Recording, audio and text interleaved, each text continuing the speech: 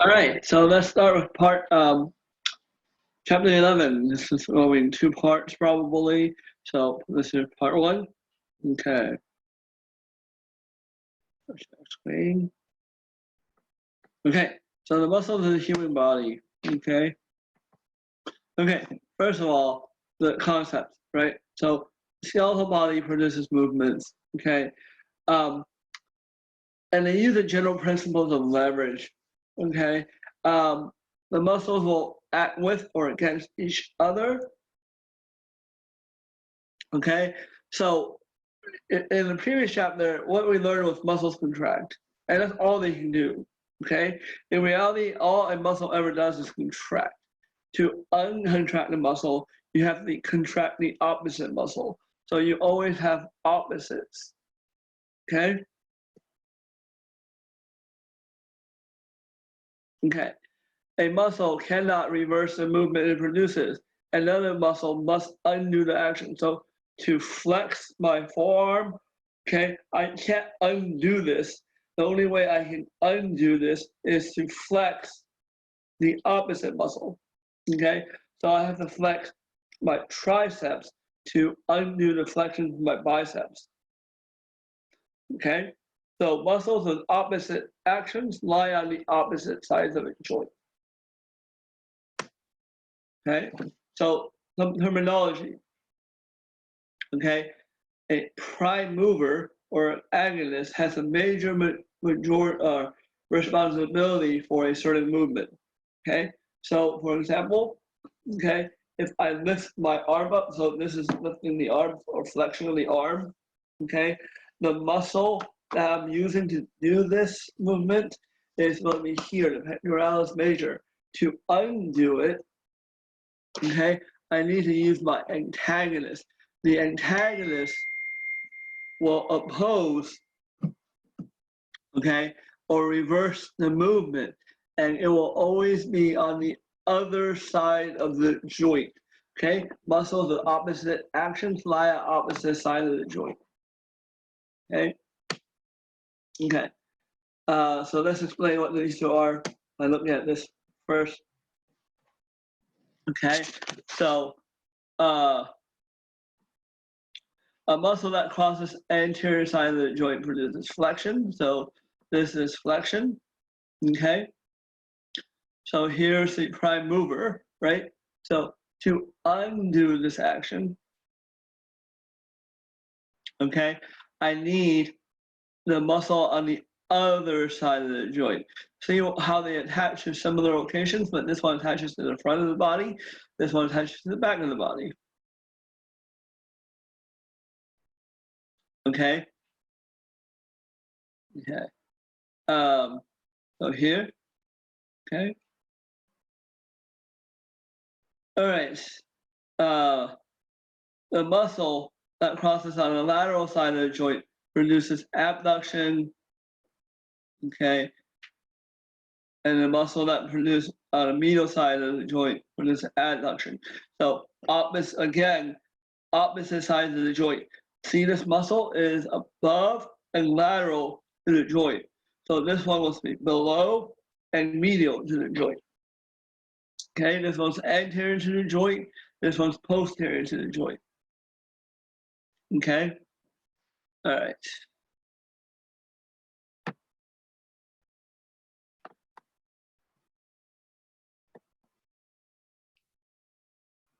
All right, so sorry about that little break, but I don't think you guys notice anything. Okay, so these are the muscles of the body. Okay. Okay. Again, for the muscles, you have to know everything on the muscle list. Okay. You realize the muscle list is in different colors. Okay.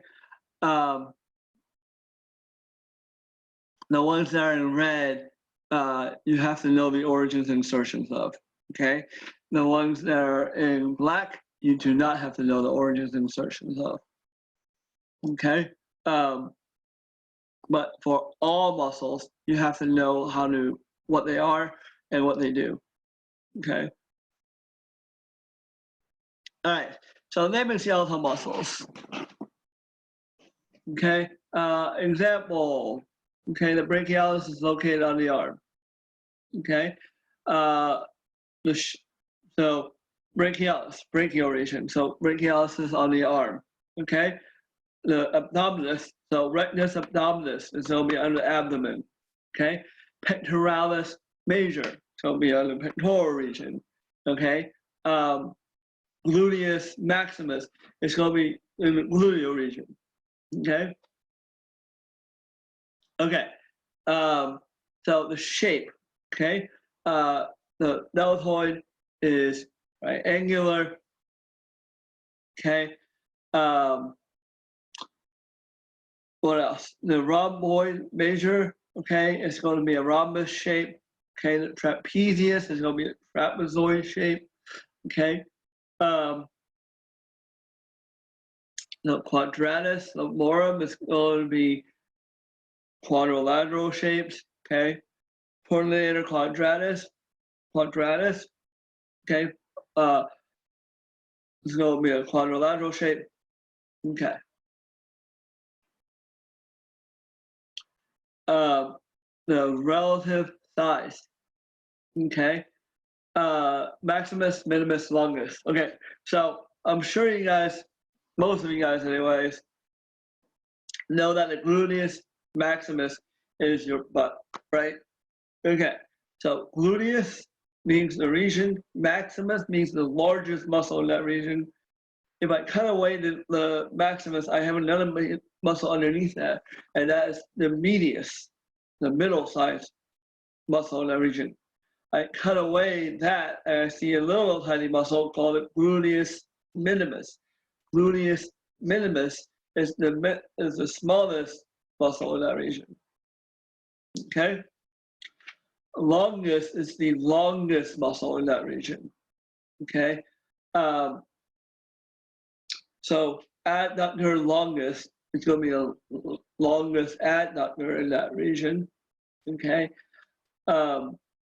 Brevis is going to be the shortest. Okay. So adductor brevis will be the shortest adductor. Okay.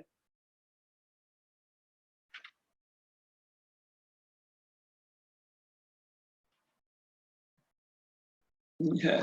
The directions of the fascicles and muscle fibers. Okay. It tells us which way the muscle fibers actually run. Okay. Rectus abdominis. Rectus means straight up and down the body. Okay. Rectus abdominis goes straight up and down the body. That's like the six pack. Okay. Transverse abdominis goes side to side. Okay. Obliques. Okay. Your external oblique is external and runs at an oblique angle. Okay, your internal obliques are internal and also run at an oblique angle.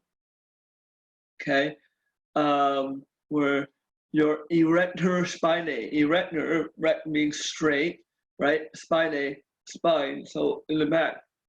Okay, okay. The location of attachments, okay, reveals the point of origin and insertion. It always goes origin to insertion. So brachial radialis, brachial is will be the origin, so humerus, insertion will be the radius. Okay, coracal brachialis, coracal refers to the coracoid process on the shoulder. Brachialis, your humerus. Okay.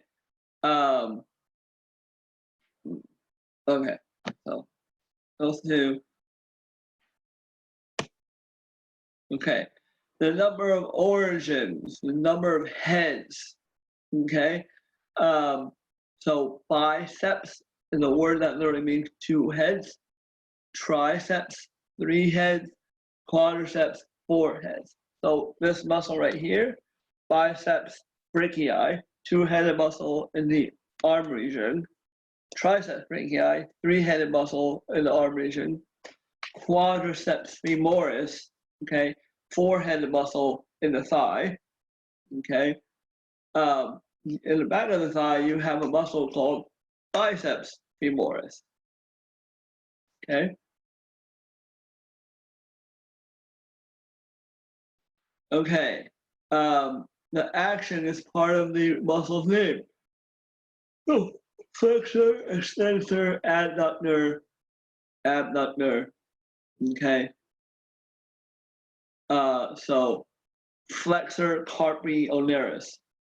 Okay, flexor. So carpi wrist. Okay, so flexor of the wrist on the ulnar side. Okay, flexor carpi radialis. Flexor carpi wrist radialis on the wrist side. Okay, adductor longus or adduct. Okay, your abductor. Okay,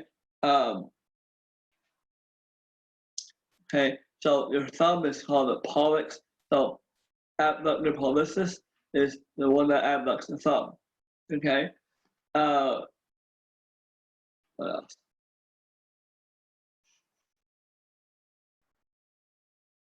Okay. So, okay.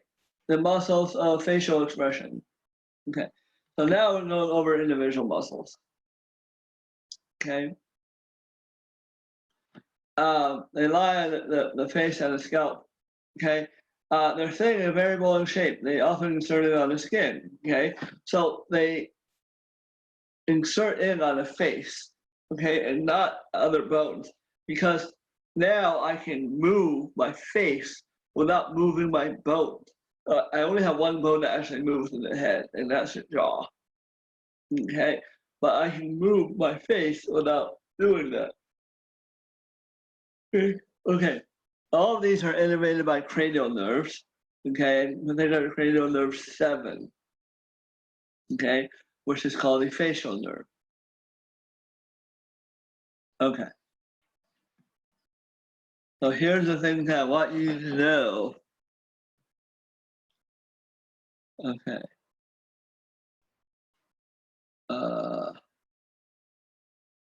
Right here, this muscle right here is the epicranius. Okay. It's not the, okay, so this is the frontal belly of the epicranius. This is the occipital belly of the epicranius. This whole thing is epicranius. So when I ask you for this, don't put frontal belly or occipital belly. The muscle's name is epicranius. The other name that's acceptable for this muscle is called the occipital frontalis. Okay, it runs from the occipital bone to the frontal bone. Okay, this muscle, okay, is commonly referred to as the scalp. What it does is actually lift your eyebrows. Okay.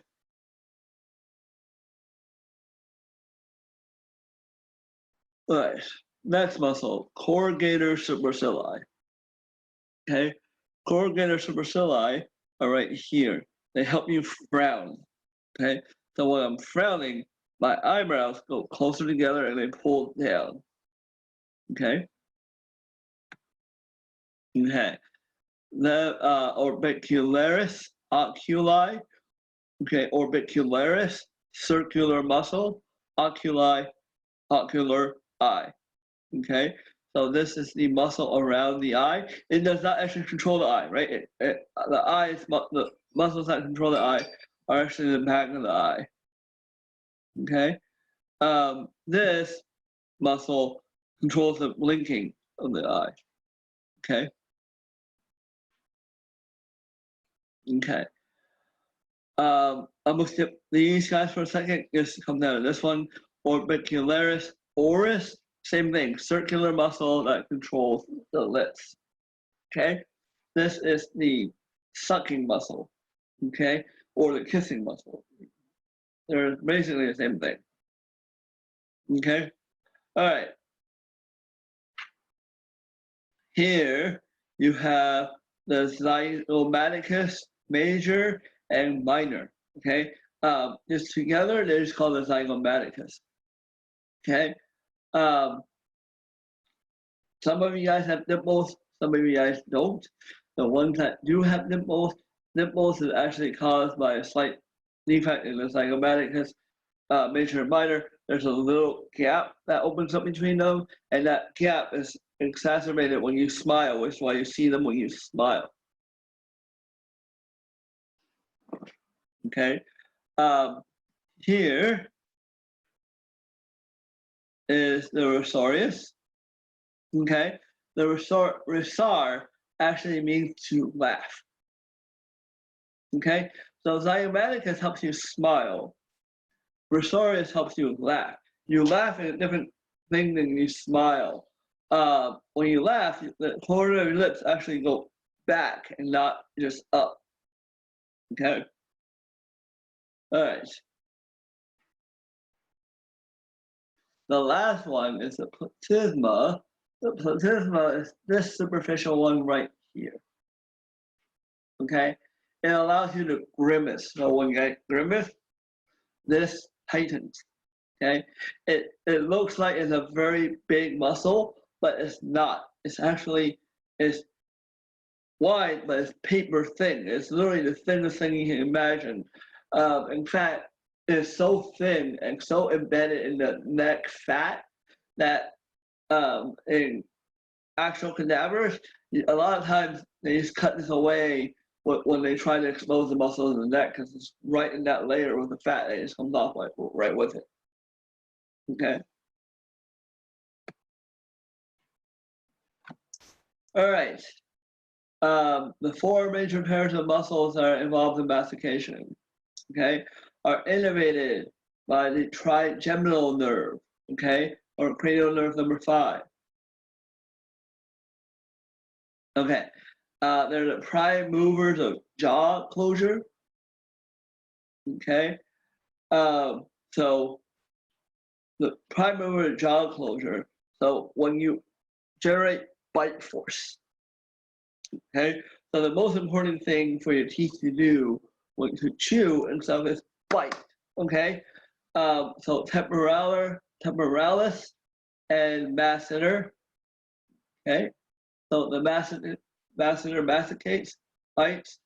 Temporalis is right here, so you can feel them when you close your mouth. You can feel them move, okay. But we're not crocodiles. We don't just bite. We also chew. The side-to-side movements of the pterygoids allow for chewing. Okay, the buccinators, okay, allow for compression of the cheeks. Buccinator, buccin means cheek. Buccal means cheek. They allow your cheeks to actually push the food back between your teeth. Like if you were not using buccinators when you chomp, the food would eventually end up on the outside of the teeth and stay there. So your buccinators actually push the food back in between your teeth. And that's why I'm sure some of you guys at some point have bitten your cheek before while when chewing. Okay? Okay. So there's where they all are. Okay.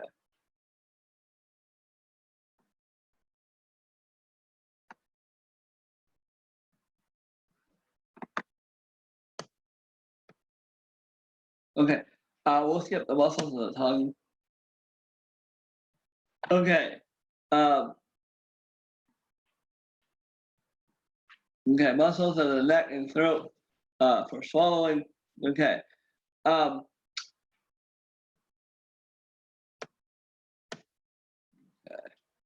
Let's talk about the suprahyoid and the infrahyoid.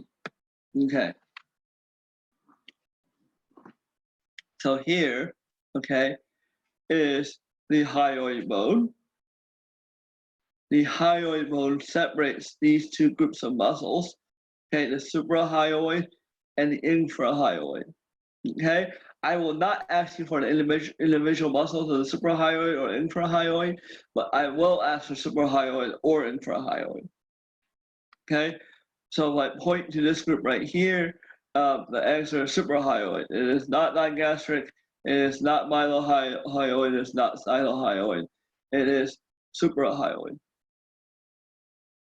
Okay, so the suprahyoid is above the hyoid bone, and what it does is when you swallow, it pulls it up and out so food can go down, and then your infrahyoids pull it back. Okay. Okay.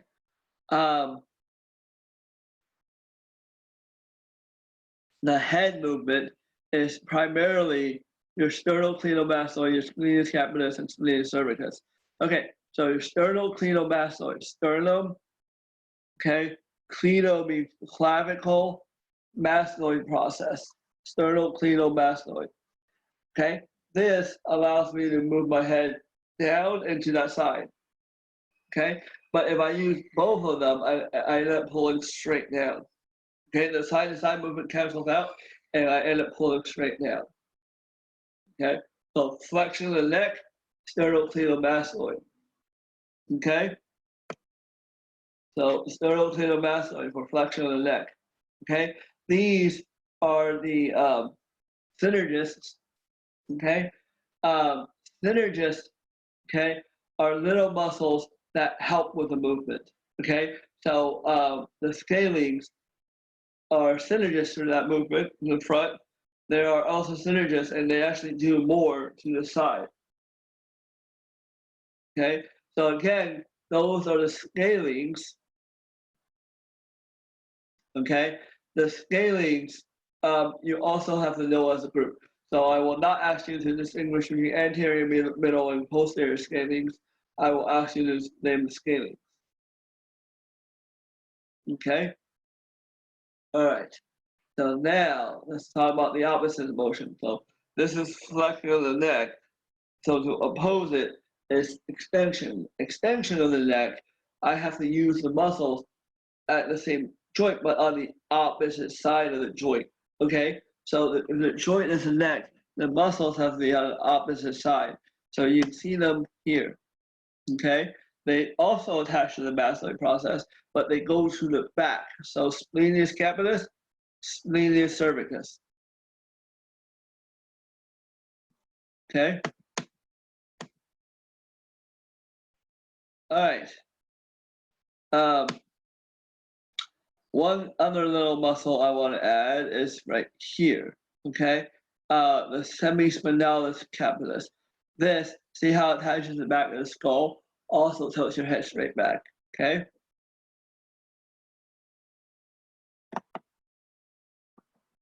All right. I'll pick up the rest in part 2.